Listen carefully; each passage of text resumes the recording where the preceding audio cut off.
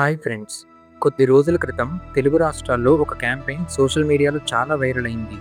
Save little Krishna campaign. ఆంధ్రప్రదేశ్లోని విజయనగరానికి చెందిన ఈ చిన్నారి spinal muscular atrophy SMA type 1 అనబడే ఒక రేర్ జెనెటిక్ డిజార్డర్తో బాధపడుతున్నాడు. చికిత్స కోసం కోట్ల రూపాయలు అవసరం కావడంతో వేలాది మంది సోషల్ మీడియా ద్వారా ముందుకు వచ్చి విరాళాలు ఇచ్చారు. కొందరు ఆన్లైన్ ప్లాట్ఫామ్స్ ద్వారా పంపిస్తే ఇంకొందరు క్యాష్ కలెక్షన్స్ ద్వారా సహాయం చేశారు. ఒక చిన్నారి ప్రాణం కోసం సమాజం ఒక్కటిగా నిలబడడం నిజంగా అభినందించాల్సిన విషయమే. కానీ కొంతకాలానికి సోషల్ మీడియాలో మరో చర్చ మొదలైంది.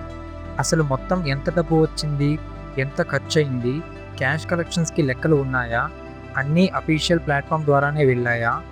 ఇలా చాలా ప్రశ్నలే వస్తున్నాయి. నేను ఇక్కడ ఆ క్యాంపెయిన్ గురించి తీర్పు చెప్పడానికి రాలేదు. ఆ ఆరోపణలు నిజమా కాదా అనేది కూడా ఈ వీడియో ఉద్దేశం కాదు. ఈ సంఘటనకి మనం ఈ వీడియోలో మాట్లాడబోయే టాపిక్కి సంబంధం ఉంది. అదేంటంటే, డబ్బు విషయంలో నమ్మకం ఒక్కటే సరిపోదు. నమ్మకాన్ని నిలబెట్టే పారదర్శకత కూడా ఉండాలి. ఆ పారదర్శకత వల్లే జవాబుదారీతనం వస్తుంది. ఇదే సూత్రం ఒక క్రౌడ్ ఫండింగ్ క్యాంపెయిన్కైనా, ఒక NGOకైనా, ఒక ప్రభుత్వానికైనా వర్తిస్తుంది.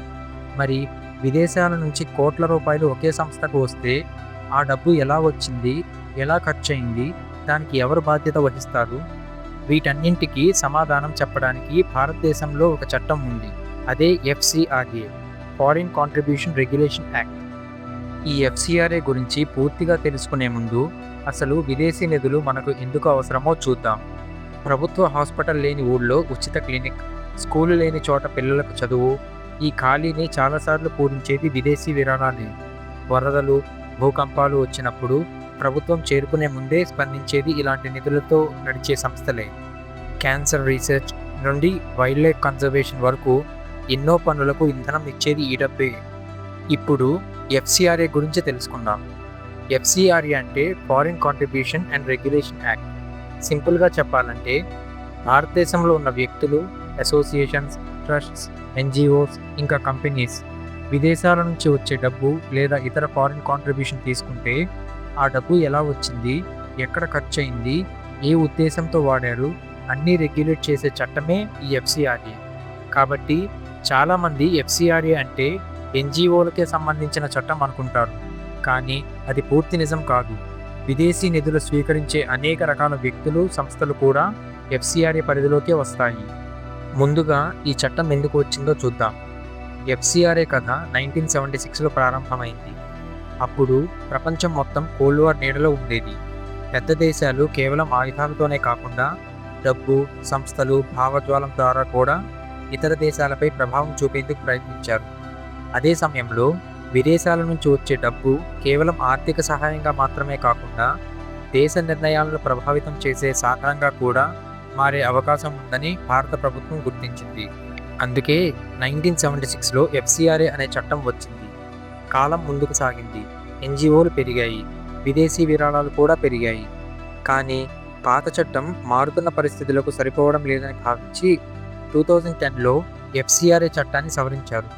Registration, renewal, auditing and reporting ఇవన్నీ మరింత క్రమబద్ధీకరించారు. అయితే నియమాలు ఉన్నా కానీ డబ్బు వినియోగంలో ఇంకా లూప్ హోల్స్ ఉన్నాయని ప్రభుత్వం భావించింది. అందుకే 2020లో మరింత కఠినమైన మార్పులు చేశారు. ఫారిన్ ఫండ్స్ ట్రాన్స్ఫర్పై నియంత్రణలు, ఒకే డెసిగ్నేటెడ్ బ్యాంక్ అకౌంట్, అడ్మినిస్ట్రేటివ్ ఎక్స్పెన్సెస్పై పరిమితులు ఇవన్నీ తీసుకొచ్చారు.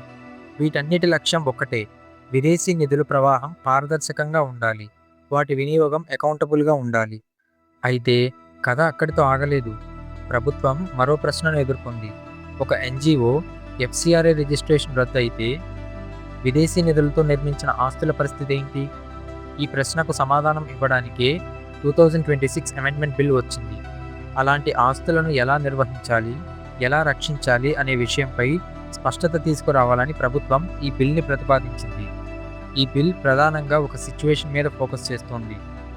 ఒక ఆర్గనైజేషన్కి FCRA సర్టిఫికేట్ లేకపోయినా, లేదా అది క్యాన్సిల్ ఆర్ సరెండర్ అయినా, రెన్యూవల్ ఫెయిల్ అయినా ఆ ఆర్గనైజేషన్ దగ్గర ఉన్న విదేశీ నిధులు లేదా ఆ నిధులతో క్రియేట్ అయిన అసెట్స్ని ఏం చేయాలి అని. ఈ కన్ఫ్యూజన్ని అడ్రస్ చేయడానికి ఒక డెసిగ్నేటెడ్ అథారిటీ ఫ్రేమ్వర్క్ని ప్రపోజ్ చేస్తున్నారు. ఇది చాలా ఇంపార్టెంట్ పాయింట్. ఎందుకంటే ఇప్పటి వరకు వర్స్ట్ కేస్ సినారియోలో ఆస్తులు ఎవరివి అన్న ప్రశ్న మీద అంబిగ్విటీ ఉండొచ్చు. ప్రభుత్వం చెప్పే ఉద్దేశం ఏంటంటే విదేశీ నిధులతో నిర్మించిన స్కూల్స్, హాస్పిటల్స్ వంటి ప్రజలకు ఉపయోగపడే ఆస్తులు మూతపడకుండా ప్రజలకు సేవ చేస్తూనే ఉండేందుకు ప్రభుత్వం వాటిని తాత్కాలికంగా ఒక అధికారి పర్యవేక్షణలో ఉంటాయని చెప్తుంది. ప్రభుత్వం చెప్పే లాజిక్ ఒక్కటే, ప్రతి చిన్న తప్పుకు కఠినమైన శిక్ష వేయడం కంటే అసలు తప్పులు జరగకుండా స్పష్టమైన నియమాలు ఉండటం మరింత ముఖ్యమని. ఇప్పుడు క్రిటిసిజం చూద్దాం. ఇక్కడ అర్థం చేసుకోవాల్సిన పాయింట్ ఏంటంటే ఈ బిల్లులో టెక్నికల్గా తప్పేమీ లేదు, కానీ దాన్ని ఎలా వాడతారు అనేదే అసలు సమస్య. ఎలాగంటే ఒక ఎన్జిఓ రిజిస్ట్రేషన్ పోగానే ఆ ఆస్తి ఇక కోర్టు ప్రమేయం లేకుండా ప్రభుత్వం చేతుల్లోకి వెళ్ళిపోతుంది. అంటే ఈ ఆస్తి ఎందుకు తీసుకున్నారు అని అడిగే ఛాన్స్ కూడా ఉండదు. ఇప్పుడు రెండో పాయింట్ చూద్దాం. మత మార్పిడి కోసం విదేశీ నిధులు వాడొద్దు అనే రూల్. ఇది వినడానికి బాగానే ఉంది, కానీ మత మార్పిడి అంటే ఖచ్చితంగా ఏంటో సరిగ్గా డిఫైన్ చేయలేదు. అంటే ఒక సంస్థ ఉచిత భోజనం పెడితే అది మత మార్పిడి అవుతుందా? ఒక ప్రార్థనా సమావేశం పెడితే అవుతుందా? ఈ లైన్ ఎక్కడ గీయాలో ఇప్పుడు ఆ సోకాల్డ్ డెసిగ్నేటెడ్ ఆఫీసర్ నిర్ణయిస్తారు. అంటే ఒకే రూల్ని ఒక్కో చోట ఒక్కోలా అర్థం చేసుకోవచ్చు. అప్పుడు పవర్ మిస్యూజ్ అయ్యే ఛాన్స్ ఉంటుంది. దీనివల్లే కేరళ, మిజోరాం లాంటి రాష్ట్రాల్లో వ్యతిరేకత వచ్చింది. చివరిగా ఒక్క మాట, ఎఫ్సిఆర్ఏ గురించి అసలు పోరాటం ఎన్జిఓలతో కాదు, ఫారిన్ ఫండింగ్తో కూడా కాదు. ఇవన్నీ పైపైన కనిపించే విషయాలు మాత్రమే. అసలు ప్రశ్న ఇంకా లోతైనది. ఒక దేశం తన సరిహద్దుల్ని కాపాడుకోవాలి, అదే సమయంలో తన ప్రజల గొంతుని నొక్కేయకూడదు. ఒక ప్రభుత్వం విదేశీ ప్రభావాన్ని అడ్డుకోవాలి, అదే సమయంలో పౌర సమాజం ఊపిరి పీల్చుకునే స్పేస్ని లాక్కోకూడదు. ఈ రెండిటి మధ్య ఉన్న థిన్ లైన్ ఎక్కడ మొదలవుతుంది, ఎక్కడ ముగిస్తుంది, ఆ గీతను ఎవరు గీస్తారు? ఎందుకంటే ఏ ప్రజాస్వామ్యంలో అయినా సోవరెనిటీ మరియు లిబర్టీ మధ్య ఉండే ఈ నిశ్శబ్ద పోరాటం ఎప్పుడూ ఆగదు. ప్రతి చట్టం, ప్రతి సవరణ ఆ బ్యాలెన్స్ని కొత్తగా టెస్ట్ చేస్తూనే ఉంటుంది. ఎఫ్సిఆర్ఏ కూడా అంతే. ఇది ఒక చట్టం మాత్రమే కాదు, దేశం, స్వేచ్ఛ, భద్రత అనే 3 విలువల మధ్య ఎప్పటికీ ముగియని ఒక సంభాషణ. ఆ పర్మనెంట్ బ్యాలెన్స్ని వెతికే ఒక ప్రయత్నం మాత్రమే. ఇదే ఈ బిల్ యొక్క రియల్ డిబేట్. ఈ వీడియో మీకు యూజ్ఫుల్ అనిపిస్తే లైక్ చేయండి, షేర్ చేయండి. ఇలాంటి కాంప్లెక్స్ టాపిక్స్ని సింపుల్గా ఎక్స్ప్లెయిన్ చేయడానికి మన ఛానల్ని సబ్స్క్రైబ్ చేయండి.